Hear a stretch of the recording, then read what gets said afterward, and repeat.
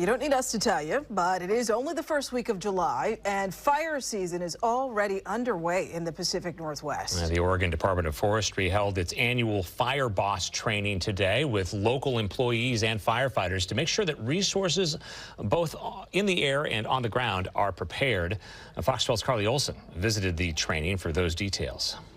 When a wildfire begins, you might see planes just like these, scooping up hundreds of gallons of water and dropping them over the flames. It's a system that takes massive amounts of training to perfect, and the Oregon Department of Forestry wants to make sure things run as smoothly as possible this fire season. A pair of Air Tractor 802s.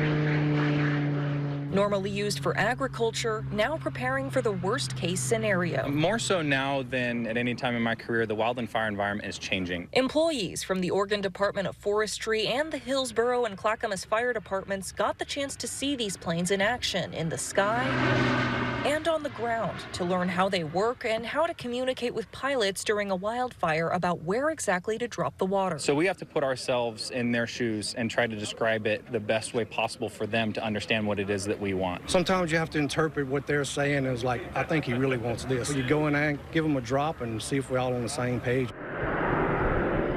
A number of elements make it harder every year for these crews to do their jobs. Increase in fire activity and decrease in personnel. It's like really hard to find pilots right now, and I'm also understanding the same for ground resources. Been with record high temperatures in early July. It's just continue to compound, and as we get into later in the summer, things are going to get hot and dry and continue to elevate in fire danger. The Oregon Department of Forestry tells us they're not expecting this fire season to be worse than years past, but they know flames are unpredictable. My boss always says, ask me in October, and I'll tell you how fire season went.